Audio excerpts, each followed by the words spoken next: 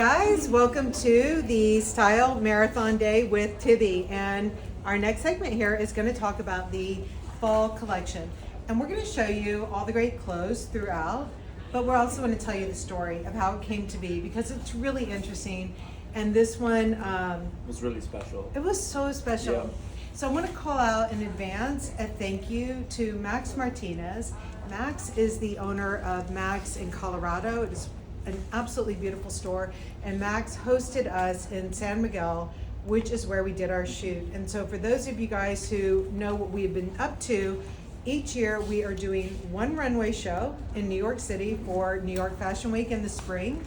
And then in January, February, for our fall collections, we are doing them offsite. So we'll do it at another amazing place next year. But this year we chose San Miguel. So I want to start back to the why. And I want to introduce, as I'm talking about this, Byron here.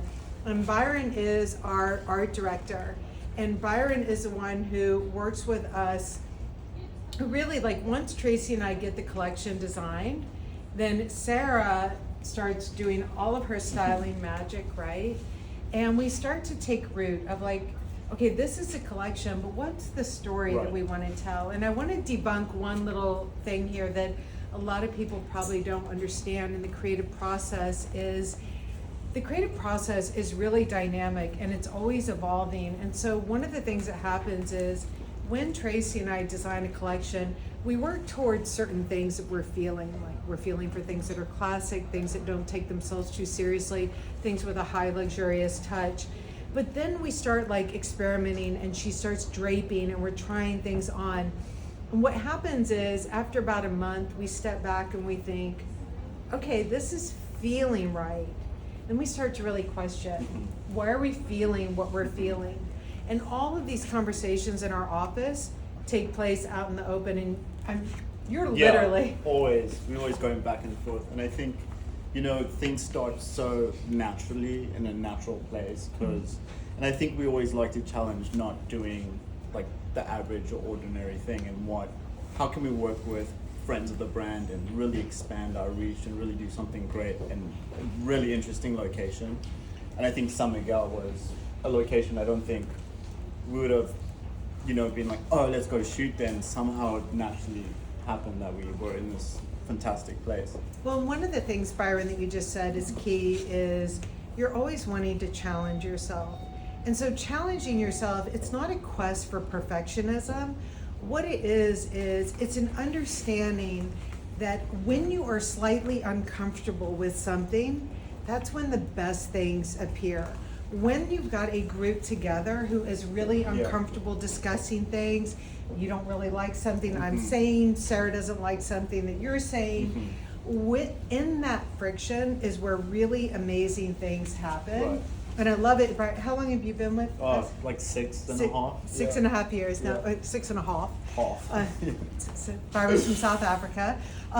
But that is when really beautiful things happen. And I think what happens is when you have a group that has worked together long enough, or a group that is working together for the first time but really believes in positive intent, it's amazing how all of that discourse is not seen as anything threatening, but more of a pursuit to get to something really good. Yeah, I think, you know, the more, and I think both of us, we love constructive conversation, whether that leads into like, you know, logistics or creative, and you want to have these like heated conversations to get to a place where you're like, wow, like that's gotten me to like, I wouldn't have thought that. I thought you were maybe crazy, but now I'm like, wow, our idea is so much better.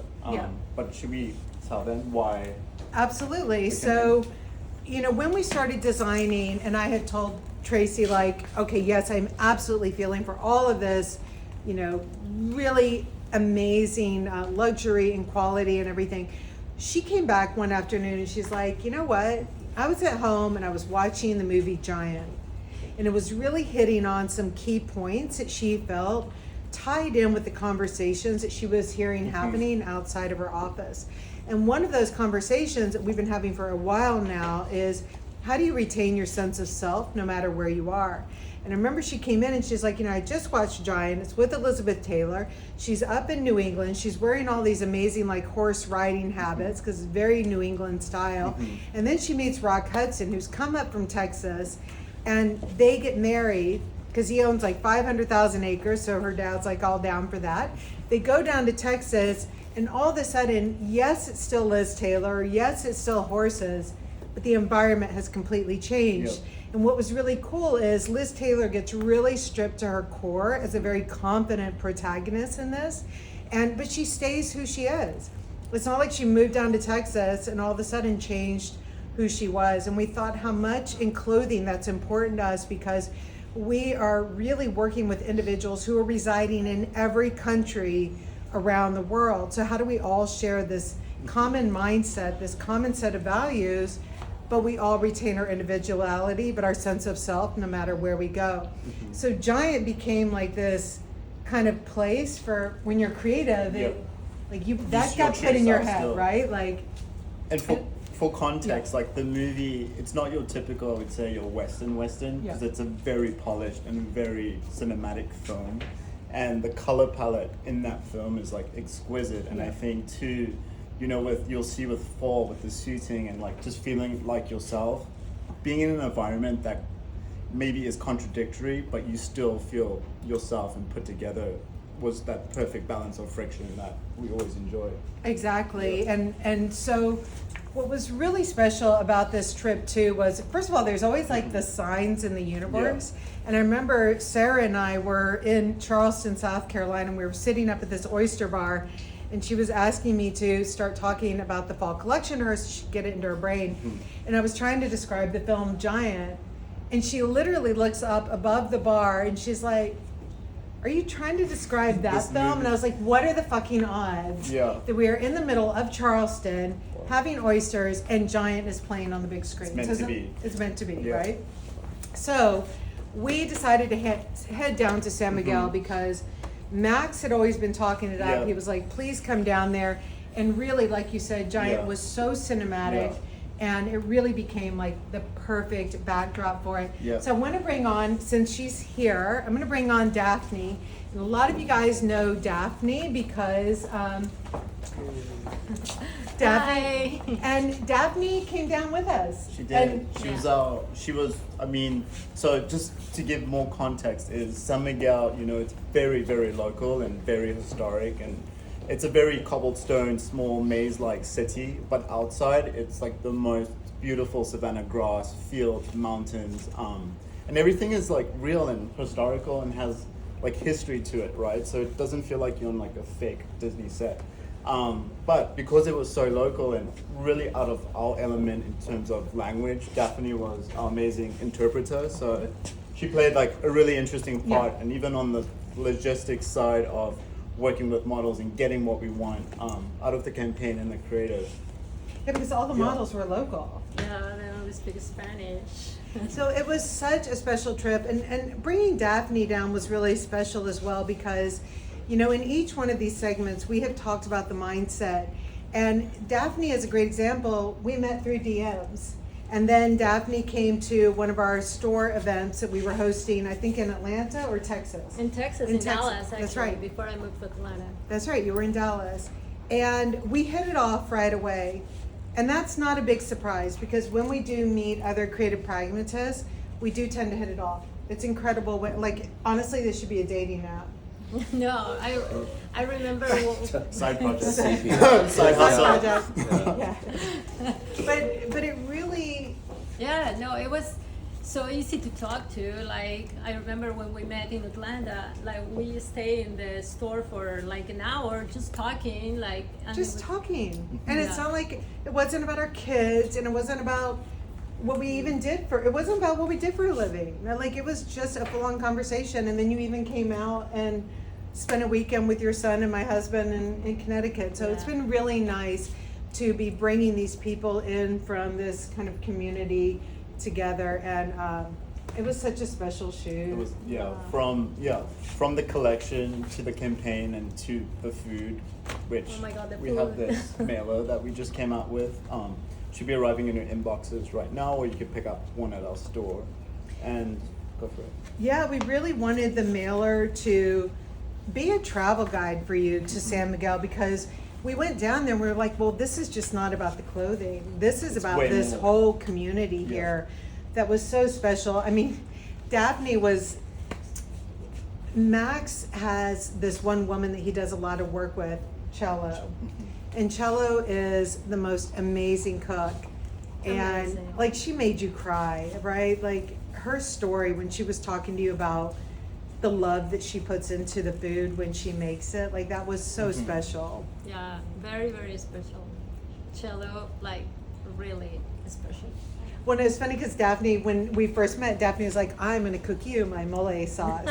And then when we had Cello's mole sauce, like, Daphne came up and she's like, I will not cook you my mole sauce because you have Because now now had. we have a high standard with Cello's cooking. Yeah, that's exactly. And I was, Taco Bell, so trust me, the bar was low. But Daphne, before you head out, I want to talk Okay. about what you're wearing here, because this was one of the pieces that we had in the campaign, and I love it. So you're wearing the boot with it, Yeah, and you've been I'm wearing your wearing boot unzipped as well, Yeah, right? all the time, unzip. It kind of takes on a sneaker vibe when you do that. For me, yes. They made a cut and come to New York with me, which is talks a lot about the comfort of the boot. So it is very, very comfortable. And yeah, I love how, like, the white. I'm not a white shoe person either. So this says a lot because it was so easy. Like, every outfit I try on with the boots, Yeah. just work. Do you feel, I've been feeling like this white, especially in the patent, is kind of taking the place of a sneaker right now. Like, it does what a sneaker does, Yeah, like for a to while me, everything yeah. was like, throw a sneaker on with it. This to me gives the vibes of what a sneaker creates without it being a sneaker, Exactly. I think that's what's appealing. And then Daphne, will you move up closer, because this skirt, Yeah, You're wearing it's the size amazing. 4? Yeah, I'm wearing the size 4. but it's got the full short I underneath. love that. They have shorts in it. And So then good. you can zip Really all go. the way down, and it gives you a different vibe. But it's so pretty. And you're wearing that with the cropped t-shirt T-shirt. right there. And Where's the then bag? the jacket, this feels really, really great for fall. And what we love about the jacket is this is from a body that we had done a few years ago, if you guys recognize it. But from the body a few years ago, the back was designed to really swing out. And this one, what we decided to do this season was bring it in and elasticize it, so you've almost got like this baseball vibe Yeah, from the exactly. back, which I find it very wearable. I love the one that we did before, but like, you could catch a real wind underneath there. Yeah, no, this is Yeah. great. This is perfect. Like, I love the whole set. Wearing it. And this fabric is, I would say it's about 20%, 10 to 20% heavier than like a tropical wool. It But it is. doesn't feel heavy, No, and I feel the heaviness of the fabric is what gives the structure that is so beautiful. Like, it lays perfect on the body. Yeah, so this classic and nod towards luxury, but in a way that is really modern and interesting, is such a crucial point of the collection. Like, you really, like, the fabrics are, they're just so good. Yeah, So good. that's really good. Thank you, I love ma'am. it. All right, Okay. thank you. So like Byron said, in the mail, you are going to be receiving the mailer, and you see on the back here, it has some Pringles Thank you. and then a QR code. And the QR code, when you get this, if you go onto that, it's gonna take you right onto the site, and you're gonna see all of the items in the collection there that are in this, in the book here. Then I wanna bring on Molly here. And so Molly's wearing the skirt that I had on earlier in the denim. What I want to show you is Molly earlier had on the size 27 in the Reed suiting Elfie pant, right? And you saw that was a really nice slim pant on her. But Molly's waist is quite small. So this is where she is very much a size 2. So Molly, if you don't mind coming a little bit closer. When you look at fits of things, a skirt like this is designed to sit right at the waist. And Molly's belly button is right around here, and it's kind of collapsing. So if you were Molly, what you want to do is, this is the key point of measurement on this skirt, because everything else Yeah. is like really loose, right? Yeah. But you want to make sure that you get this waist measurement right. So you would size down one from what this is. So anything for Molly that is going to hit right at the waist, you're going to always go down a size versus what you would wear in like a fitted pant, Yeah. maybe even in a fitted pencil skirt that was low rise. And so I just want to show you this skirt here. And this was in the cotton. And what we loved for fall was the idea of taking these pieces that were really dramatic and interesting. If you see from the side here, you'll see how like all the sculptural details are very strong and pronounced. But it's a very thick, nice, like canvas weight cotton. So it's Yeah, so and much different gel. movement compared to the pleated skirt I was wearing earlier, where it would move with every breath. Yeah. And something like this too, like when we talk about play dinner work, okay, you're not wearing this on the playground, you're not going to the grocery store in it. But this is absolutely one of those dinner work things, because you could put this on with an incredible like black bodysuit and a tall strappy sandal, and it makes it out for evening for sure. Absolutely. So, yeah, cool. Thank you. All right, so we went down to San Miguel, like Byron said, and what I want to explain too is a little bit of the process, how everything kind of collapses on itself and builds out this full story. So the color story, you have a lot of different things happening in tandem when you're creating. And so Sarah and I, this last September, we were on the Pont Neuf with Amy's learning French. I'm trying so slowly. hard. Anyways, and we came upon this magazine stand, and they had all of these Mickey Mouse Club magazines from the 40s and 50s.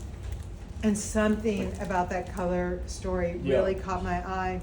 And what I needed with this color story is, when I was talking to Tracy about the movie Giant, actually, do you guys mind sliding this a little further close? When we were talking about the movie Giant, I was like, well, okay, I love all of this tundra scenes, like out in the dust and everything, and all these classics, but I really need to shake it up a bit, because when you're in the mood for luxury, when you're in the mood for classics, and if all your colors are classic, you need something. You need a friction. it's like Ralph Lauren at best, J. Crew at worst. Like you need more than that, right? And so when I walked past this magazine stand, that's when Sarah and I were like, stop. This is like grabbing us and speaking to us. And that's where then like all of these colors just really ended up playing in so nicely to, like, if you can see, like this was literally Dumbo's ear here. And so all of these keep the moment within Giant, but it's not a literal interpretation. I'm gonna show you by any guys stretch. this too. This was like one of the scenes from the film. So this is what Amy means, where everything around, our model is neutral, but we have that pop of color that we just went through. And that is what feels fresh. It makes things interesting. Really paying attention, like taking things out of their element so it's a little bit strange. So this group was called Antville. She's actually wearing the top that I'm wearing. I want to show you this top. So she is strolling with it with just one knot here.